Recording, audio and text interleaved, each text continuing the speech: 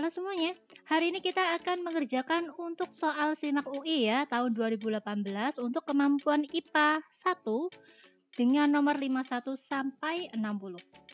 Oke, yang nomor 51, sebanyak 29,6 gram CaOH dua kali dinetralkan dengan larutan HCl berlebih dalam kalorimeter menurut persamaan reaksi berikut.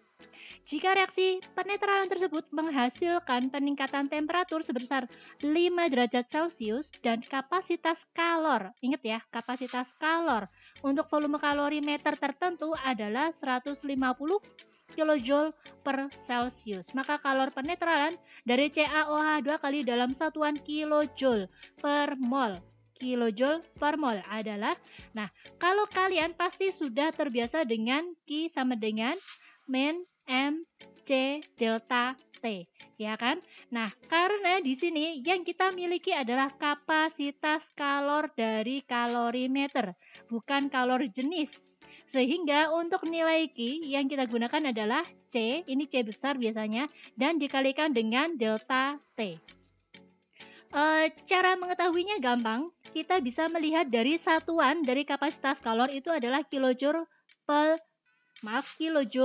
per Celcius, sehingga kita hanya perlu mengalikannya dengan suhu aja, nggak perlu pakai massa, ya kan? Di sini juga nggak diberikan massa dari air, sehingga bisa kita tentukan langsung ini kapasitas kalornya adalah 150 kJ dikali delta T-nya adalah 5, sehingga nilai Q-nya, oh ya ini adalah min ya, ini juga min, nilai Q-nya adalah min 750 kJ.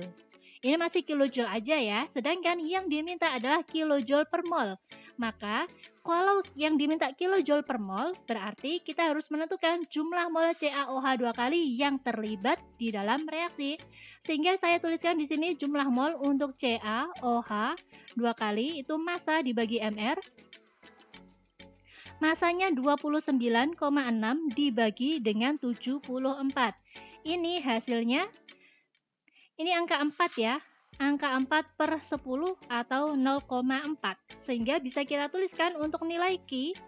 Nah, hati-hati, di sini satuannya kilojoule per mol, artinya untuk nilai Q sama dengan kilojoule per mol, berarti min 750 kilojoule dibagi dengan 0,4 mol.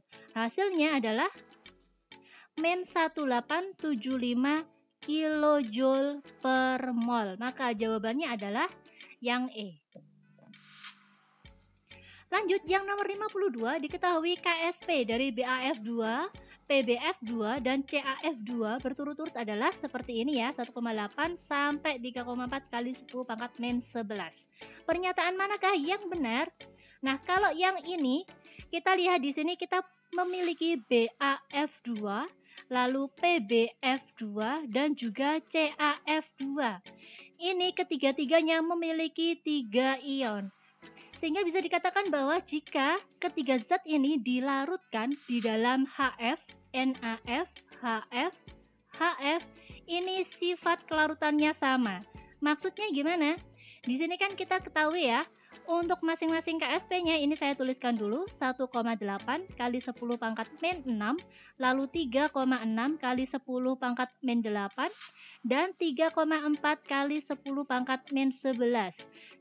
Dari atas ke bawah nilai KSP-nya semakin kecil, nilai KSP semakin kecil karena jumlah ionnya itu sama-sama 3 ion, berarti bisa kita lakukan generalisasi bahwa nilai KSP itu akan mempengaruhi nilai kelarutannya secara langsung. Di mana dari atas ke bawah KSP semakin kecil, maka nilai kelarutan juga semakin kecil.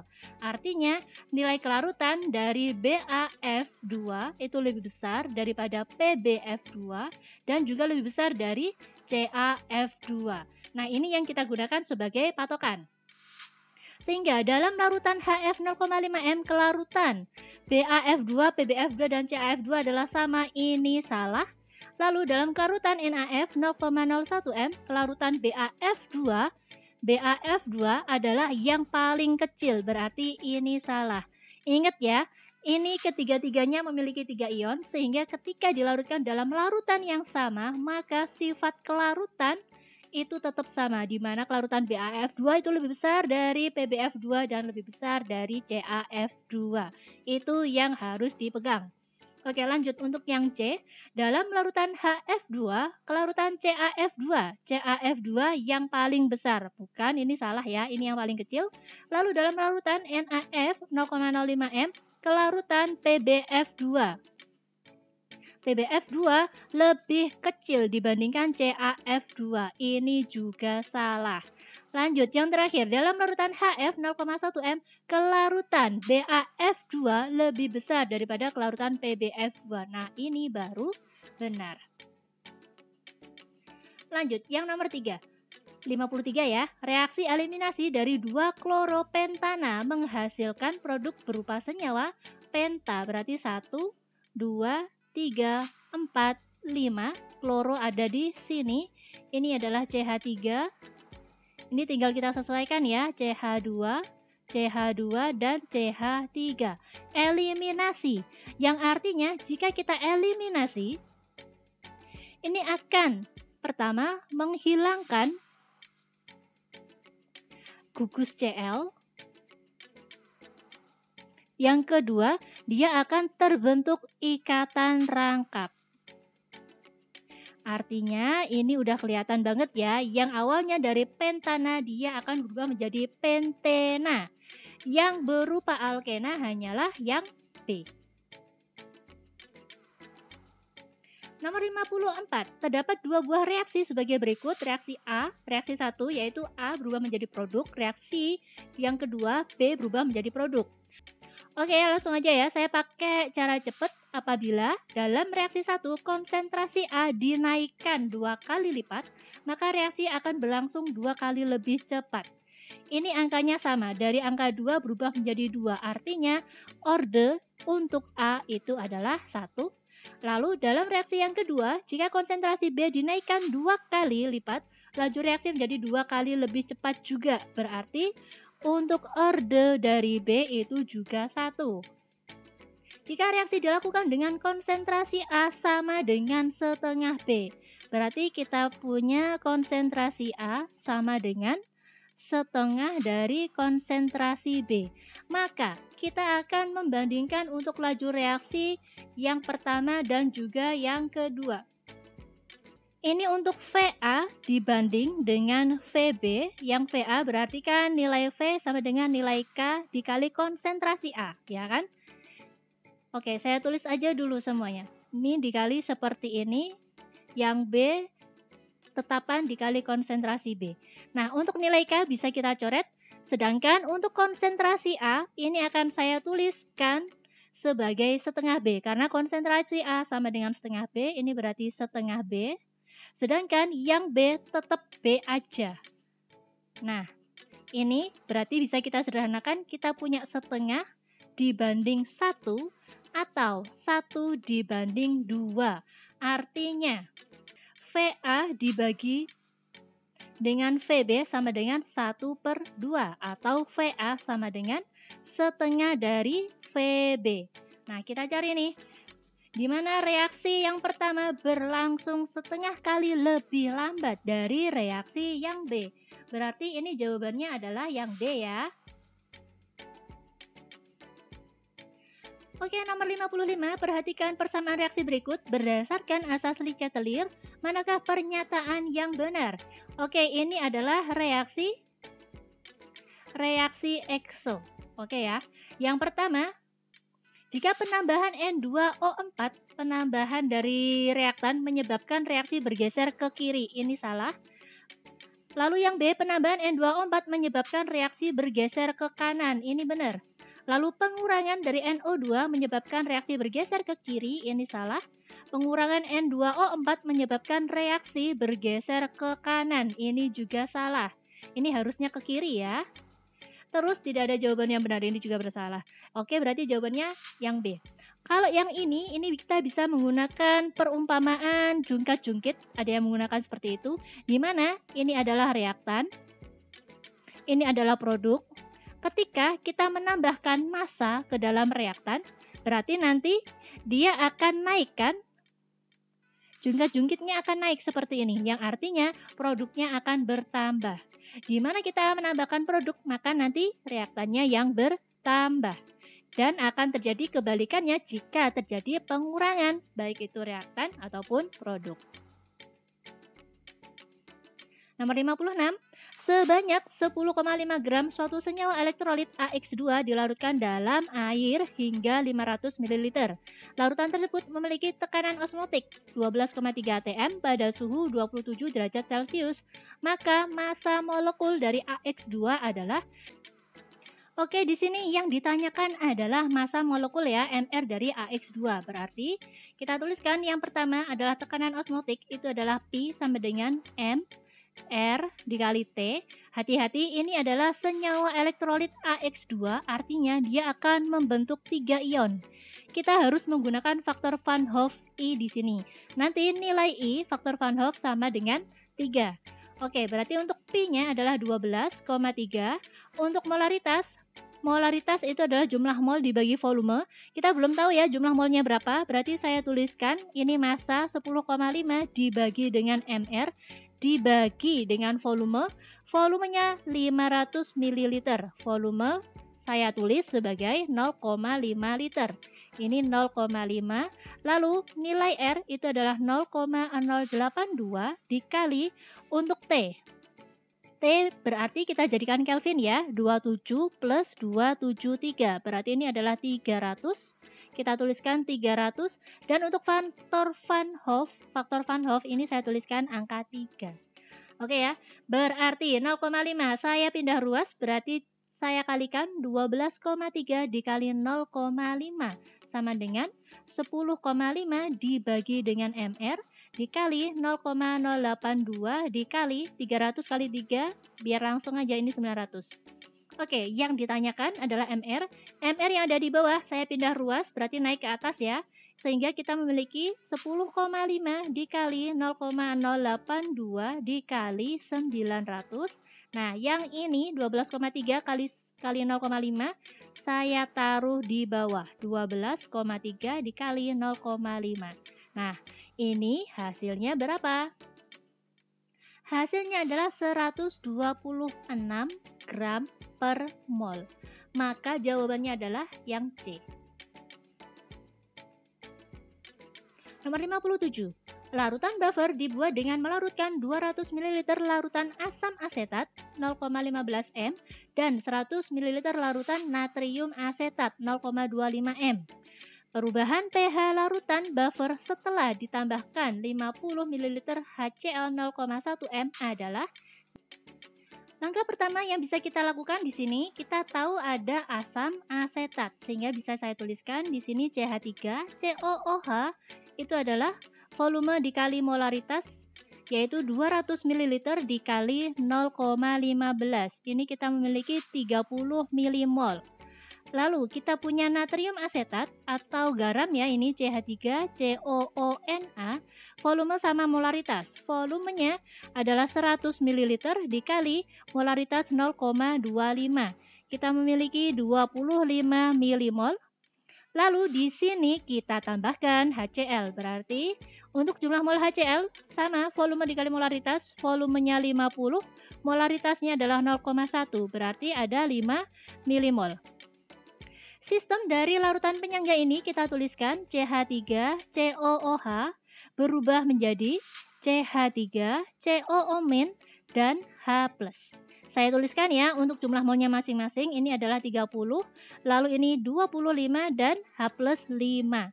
Nah, masih ingat untuk asas Leigh-Catelier, di mana jika kita menambahkan spesies yang ada di sebelah kanan, maka reaksi akan bergeser ke sebelah kiri. Dia akan bergeser ke kiri ya, sehingga yang sebelah kanan terjadi pengurangan dan terjadi penambahan di sebelah kiri.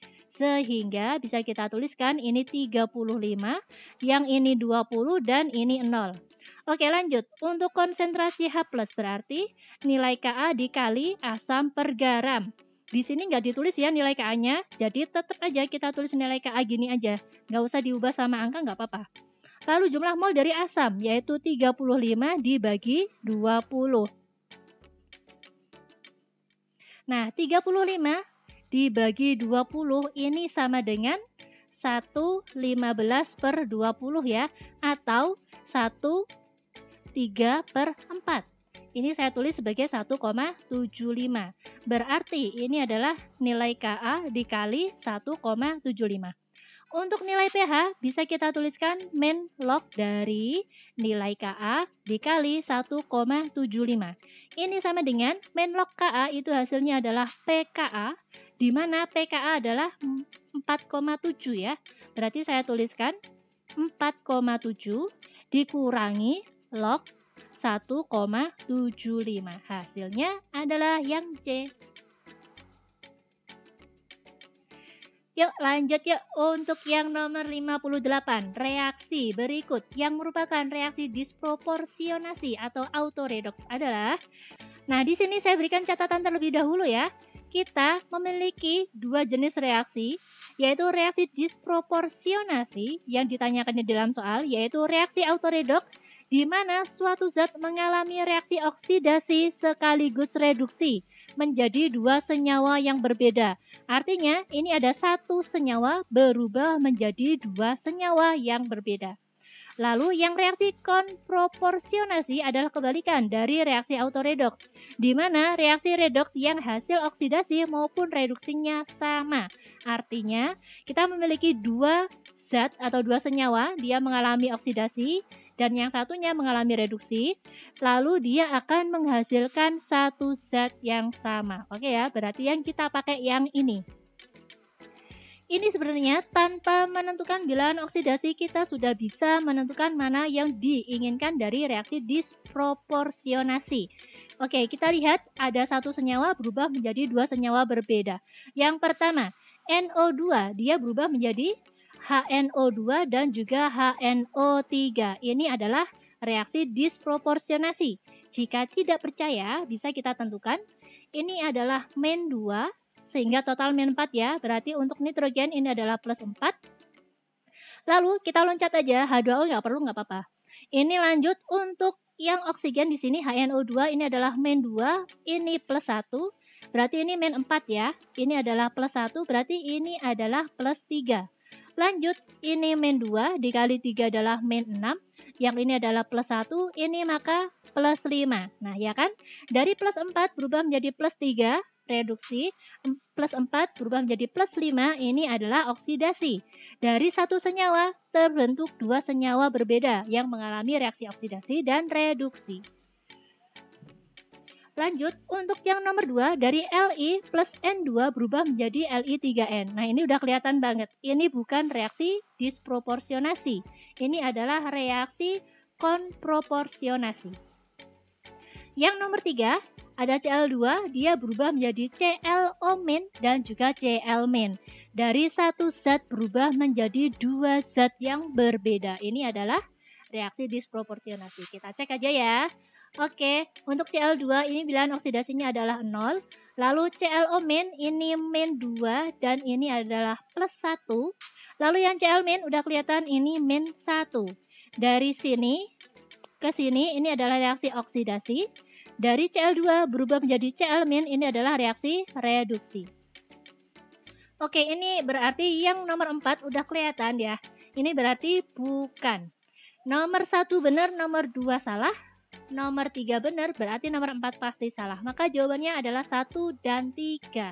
Maka pilihannya adalah yang B. Nomor 9 atau 59, sebuah sel galvanis tersusun dari elektroda grafit yang dicelupkan dalam larutan KMnO4 dalam suasana asam dan elektroda Zn yang dicelupkan dalam larutan Zn nitrat.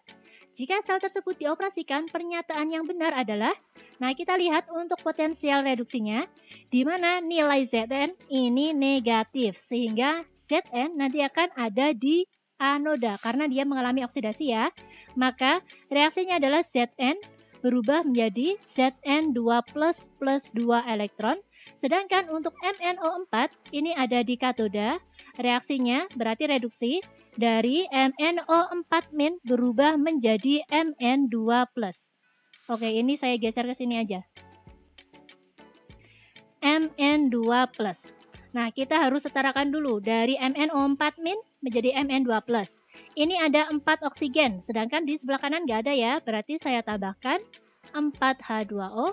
Sebaliknya di kiri saya tambahkan 8H+. Ini muatannya adalah -1 dan +8, totalnya adalah +7. Yang di sini muatannya +2. Nah, agar sama, di sini saya tambahkan 5 elektron.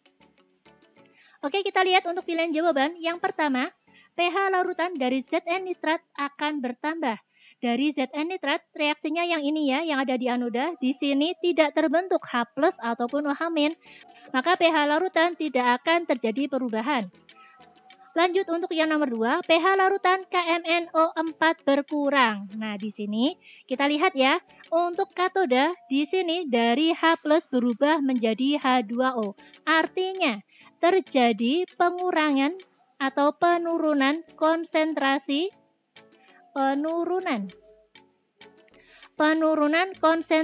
H+. Jika terjadi penurunan konsentrasi H+, artinya terjadi kenaikan nilai pH. Nah, kalau yang di sini disebutkan berkurang ya, berarti ini salah. Lalu, yang nomor 3, elektron mengalir dari elektroda grafit ke elektroda Zn.